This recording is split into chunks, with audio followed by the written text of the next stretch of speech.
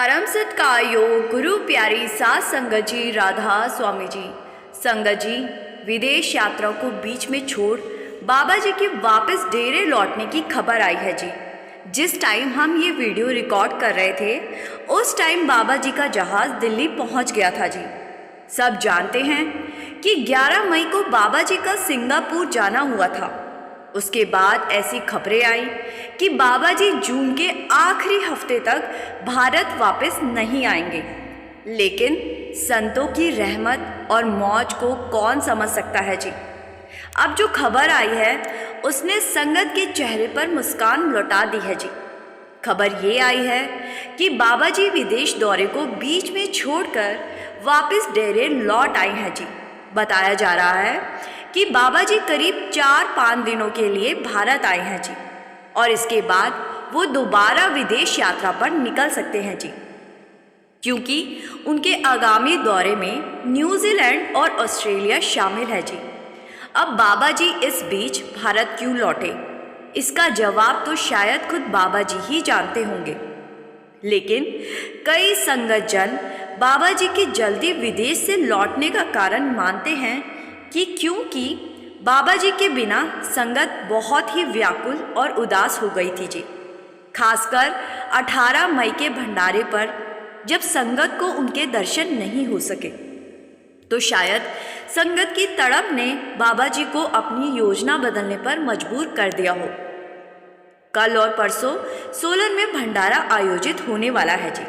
अभी पक्के तौर पर यह नहीं कहा जा सकता कि बाबा जी वहां संगत को दर्शन देंगे या नहीं, लेकिन संगत को उम्मीद है कि सोलन में उन्हें बाबा जी के दर्शन और सत्संग का सौभाग्य मिल सकता है जी। संभव है कि बाबा जी मंच पर हजूर जी के साथ विराजमान हो और पिछली बार की तरह इस बार उनकी कुर्सी खाली ना रहे जी। लेकिन इस बात की पुष्टि नहीं कर सकते कि बाबा जी सच में डेरे से सोलन जाएंगे या नहीं। इधर अगर हम हजूर जी की बात करें तो कल उन्होंने मुंबई केंद्र में संगत को पैदल दर्शन दिए जी, जिसकी जानकारी हम आपको अपने पिछले वीडियो में विस्तार से दे चुके हैं जी।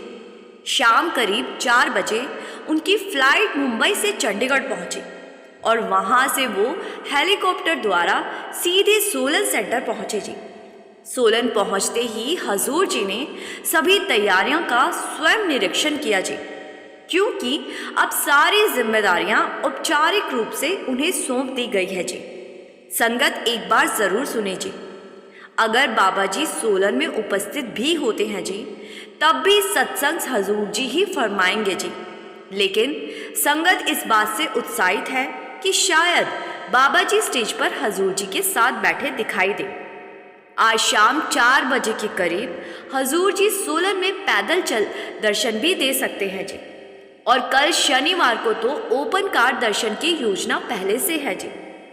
संगत जी, आपको याद होगा जब 16 मई को डेरे में हजूर जी और संगत ने सवाल जवाब किए थे, तो एक सवाल के जवाब पर हजूर जी ने भावुक होकर कहा था कि मैं भी बाबा जी को मिस कर रहा हूँ। संगत जी, ज़रा सोचो, जब खुद सतगुरु हजूर जी बाबा जी को मिस कर रहे थे तो भंडारे पर बाबा जी की गैर मौजूदगी में हमारे जैसी संगत का क्या हाल हो रहा होगा। संगत जी, आगे हम आपको उस बात के बारे में बताने जा रहे हैं जिस दिन बाबा जी ने गद्दी छोड़ने की घोषणा की थी जी। बहुत सारी संगत शायद सिर्फ इतना ही जानती है कि बाबा जी ने एक साधारण तरीके से गद्दी हजूर जी को दी थी, लेकिन उस दिन यानी कि 2 सितंबर 2024 को डेरे में क्या क्या हुआ था वो बहुत सारी संगत नहीं जानती। कैसे उस दिन बाबा जी के करीबी रिश्तेदार और हजूर जी की आंखें भर आई थी और सत्संग के टाइम डेरे का पंडाल संगत की रोने और चीखों से गूंज उठा था जी। पूरी जानकारी विस्तार से आपको देते हैं जी। 2 सितंबर की सुबह थी। बाबा जी सत्संग पंडाल में पधारे और वहां पाठी साहब ने लगभग 45 मिनट तक सत्संग फरमाया जी। वातावरण में शांति और श्रद्धा थी।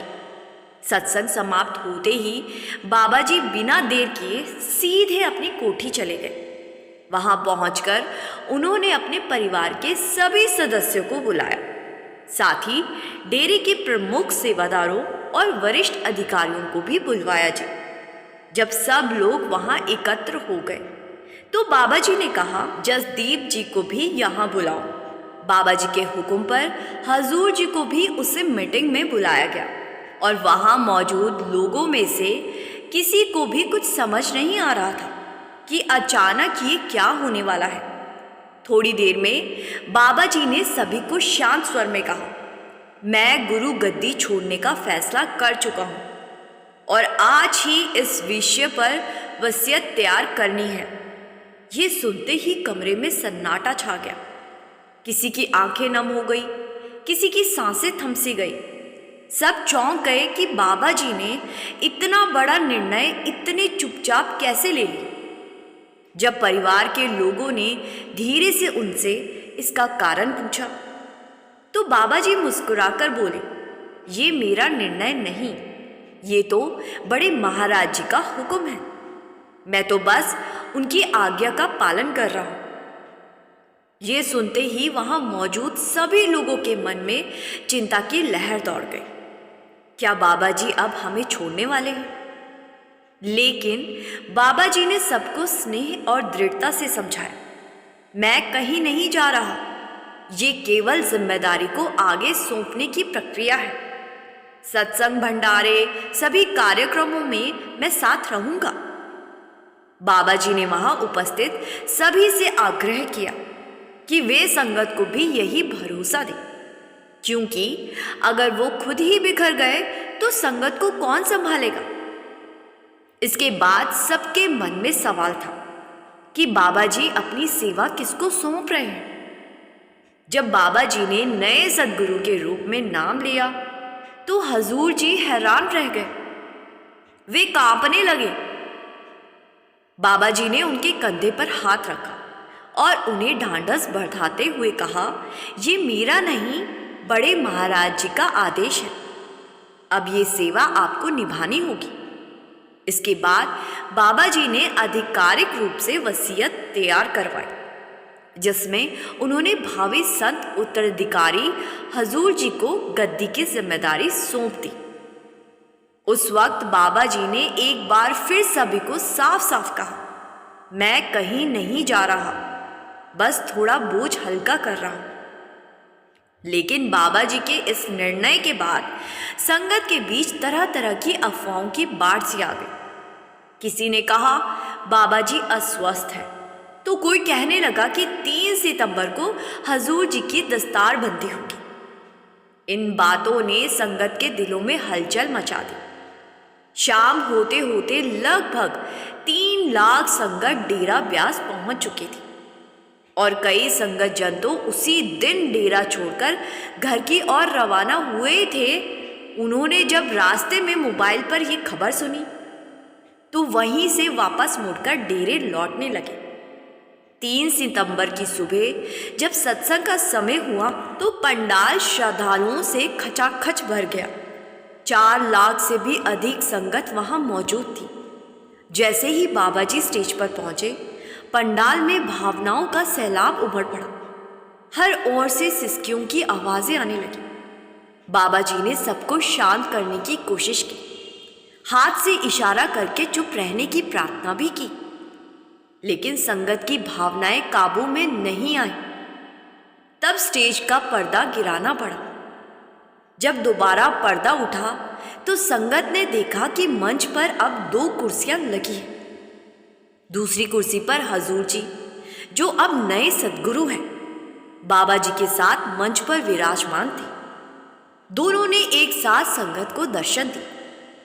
उसी शाम बाबा जी ने एक विशेष मीटिंग बुलवाई और संगत की भावनाओं को ध्यान में रखते हुए एक आधिकारिक पत्र जारी करवाया। उस पत्र में साफ किया गया कि डेरा ब्यास में किसी भी प्रकार का दस्तारबंदी समारोह नहीं हो रहा है। साथ ही ये भी स्पष्ट किया गया कि आने वाले सभी भंडारे और नामदान कार्यक्रम अभी खुद बाबा जी ही करेंगे। लेकिन संगत का भावनाओं से भरा दिल इन सब बातों को मानने को तैयार नहीं था। कोई रेलवे स्टेशन पर आंसू लिए खड़ा था, तो कोई मीडिया से कह रहा था कि हम बाबा जी के दर्शन करने आए हैं, पता नहीं आगे क्या होने वाला है। कहने का मतलब है कि संगत अपने अपने मन की कल्पनाओं में डूब चुकी थी। कोई कहता कल दस्तार बंदी है, तो कोई दुखी होकर बोलता बाबा जी अब हमसे दूर हो रहे हैं, बाबा जी शायद विदेश चले जाएंगे। हर तरफ अफवाहें फैल रही थी। संगत जी, ये समझना बहुत ज़रूरी है जी कि जब एक गुरु अपनी गद्दी अगली पीढ़ी को सौंपते हैं तो ये कोई विदाई नहीं होती जी, बल्कि एक योजनाबद्ध उत्तराधिकारी की प्रक्रिया होती है जी। इसका मतलब ये नहीं कि सद्गुरु संगत से बिछड़ रहे हैं। बाबा जी ने खुद कहा है, मैं ही भंडारे करूँगा, मैं ही नामदान दूंगा। बस हो सकता है कि अब मैं विदेश यात्राएं कम करूं। मैंने सिर्फ अपनी कुछ जिम्मेदारियां हल्की की हैं, जो अब हजूर जी निभाएंगे। और संगत जी, ऐसा ही हुआ। कई महीनों तक बाबा जी ने ही सत्संग की, ओपनकार दर्शन दिए। लेकिन जब उत्तराधिकारी तय हो ही चुका था, तो एक दिन तो उन्हें सब कुछ संभालना ही था। बीते 2 भंडारों में हमने यही देखा। सत्संग भी हजूर जी ने फरमाए और 17 मई को ओपनकार दर्शन भी हजूर जी ने ही दिए। अब हम आपको फिर 2 सितंबर के उस भावुक पल पर ले चलते हैं, जब सेवादार बाबा जी से मिलने आए। उनकी आंखों में आंसू थे, उनके दिल भर आए थे। तब बाबा जी ने बड़ी ही कोमलता से समझाया, आप रो क्यों रहे हो? मैं कहीं नहीं जा रहा हूँ, हमेशा आप सबके साथ रहूँगा।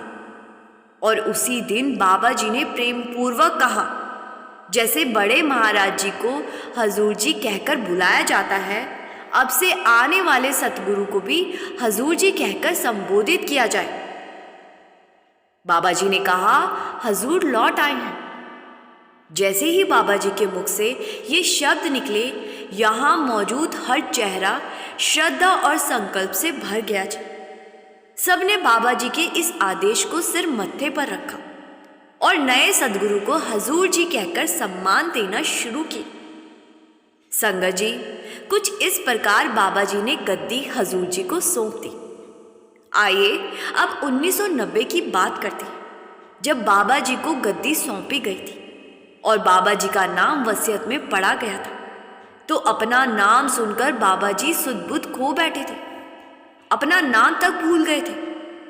बाबा जी कांपने लगे थे। जिस दिन बाबा जी को आधिकारिक रूप से गद्दी सौंपी गई थी, वो क्षण एक गहरी अनुभूति और आश्चर्य का था। जैसे ही वसीयत पढ़ी गई और अगले सद्गुरु के रूप में बाबा जी का नाम लिया गया, पंडाल में सन्नाटा छा गया। हर चेहरा हैरान था, लेकिन सबसे अधिक हैरानी खुद बाबा जी को हुई। उन्होंने चौंक कर पूछा, अपना ही नाम दूसरे लोगों से पूछा कि ये कौन है? मैंने तो ये नाम कभी नहीं सुना। हम तो बड़े महाराज जी के इतने करीबी इस नाम वाले किसी व्यक्ति को जानते तक नहीं। बाबा जी की हालत उस क्षण ऐसी थी जैसे किसी ने उन्हें भीतर तक झकझोर दिया। उनके शब्द रुक गए, बदन कांपने लगा। उन्हें पानी दिया गया, लेकिन बाबा जी का मन कुछ देर तक सामान्य नहीं हो पाया। लगभग 20 से 25 मिनट तक बाबा जी भावनाओं से भरे रहे। पास बैठे पाठी साहब ने उन्हें अपने गले से लगाकर ढांढस बंधाया। फिर धीरे धीरे बाबा जी की स्थिति स्थिर हुई और फिर बाबा जी ने जो कहा वो शब्द आज भी संगत के दिल में गूंजते हैं। बाबा जी ने कहा, इतनी बड़ी जिम्मेदारी मेरे कमजोर कंधों पर रख दी गई है। मुझे नहीं मालूम मैं इसे निभा पाऊंगा या नहीं, लेकिन हजूर महाराज जी ने कहा कि ये सेवा सिर्फ तुम ही निभा सकते हो। और 1 जून 1990 को हजूर जी ने चूल्हा छोड़ दिया था और इसके ठीक 9 दिन के बाद यानी कि 10 जून 1990 को बाबा जी की दस्तार बंदी हुई। जिस दिन हजूर जी ने चोला छोड़ा था उस दिन 15 लाख से ज्यादा संगत डेरे पहुंच गई थी। और ठीक ऐसा ही दृश्य 10 जून को भी देखने को मिला। उस दिन दस्तारबंदी के टाइम 15 लाख से भी ज्यादा संगत डेरे पहुंची थी और डेरे में पैर रखने की जगह नहीं बची थी। सत्संग पंडाल के बाहर तक संगत के बैठने की व्यवस्था की गई थी। फिर जब बाबा जी ने पंडाल में जाकर पहली बार संगत को संबोधित किया तो उनके शब्दों में ऐसी नम्रता और समर्पण था जिसे सुनकर कोई भी व्यक्ति भावुक हुए बिना नहीं रह सकता जी। बाबा जी ने कहा, मैं अपना परिवार संगत के नाम कुर्बान करता हूँ और अपने आप को संगत को अर्पित करता हूँ। जितना प्रेम संगत ने हजूर जी को दिया उसका एक छोटा सा हिस्सा मुझे भी दे, जिससे कि मैं इस जिम्मेदारी को निभा सकूं। बाबा जी के इन शब्दों के बाद संगत बहुत रोई थी जी और संगत ने बाबा जी को उतना ही प्रेम दिया जितना हजूर जी महाराज जी को दिया था। संगत जी, बाबा जी अक्सर कहा करते हैं, गुरु की गद्दी कोई सुख का स्थान नहीं, ये तो एक कांटों भरी सेज है। और ये बात बाबा जी यूं ही नहीं कहते। एक आत्मा के भी कर्म काटना आसान नहीं होता और बाबा जी तो करोड़ों आत्माओं का बोझ अपने कंधों पर लेकर चल रहे हैं जी। हम में से कितने ही लोग हैं जो थोड़ी सी जिम्मेदारी में घबरा जाते हैं। परिवार की बात हो, काम की बात हो तो हम थक जाते हैं। लेकिन बाबा जी ने पिछले 35 वर्षों से ये सेवा, ये तपस्या पूरी निष्ठा और प्रेम के साथ निभाई है जी और आज भी निभा रहे हैं जी। अब जबकि नए सद्गुरु हजूर जी ने सेवा संभाल ली है, फिर भी बाबा जी देश विदेश की यात्रा करते रहते हैं, सिर्फ इसलिए ताकि दूर दराज की संगत को भी दर्शन मिल सके। वरना बाबा जी अब आराम भी तो कर सकते हैं, लेकिन नहीं, बाबा जी अब भी उतनी ही लगन से, उतनी ही भागदौड़ से संगत के लिए समर्पित है जी। इतनी मेहनत, इतनी यात्राएं बाबा जी करते हैं कि हम करने की सोच भी नहीं सकते। हमसे तो अपने शहर के सत्संग घर तक भी नहीं जाया जाता। कोई ना कोई बहाना लगाकर सत्संग पर ही नहीं जाते और अगर जाते भी हैं तो वहाँ बैठकर सत्संग सुनने की बजाय इधर उधर की बातों को सोच रहे होते हैं और 1 घंटे के बाद वापस घर लौट जाते हैं। लेकिन बाबा जी का कार्य तो साल के 365 दिन चलता है। देश विदेश हर कोने में जहाँ भी संगत है वहाँ जाकर बाबा जी ने सत्संग किए जी, दर्शन दिए और कभी थकान का नाम नहीं लिया। उम्र बढ़ती गई, संगत बढ़ती गई, लेकिन बाबा जी की सेवाओं में कोई कमी नहीं आई। और फिर भी जब कोई संगत में कह देता है, बाबा जी भजन सिमरन भी आप ही करवा दो, तो बाबा जी मुस्कुरा कर कहते हैं, मेरे लिए ये कह तो देना आसान है कि मैं करवा लूँगा, लेकिन नुकसान तुम्हारा ही होगा। भजन सिमरन तो आत्मा की अपनी कमाई है, ना कोई किसी को दे सकता है, ना किसी से कोई छीन सकता है। संगत जी, इसी के साथ मैं आपसे विदा लेती हूँ जी। संगत जी से मेरी बेनती है कि कमेंट में राधा स्वामी लिखकर संगत के अपने इस चैनल को सब्सक्राइब करना मत भूलें जी। गुरु प्यारी सात संगत जी, राधा स्वामी जी।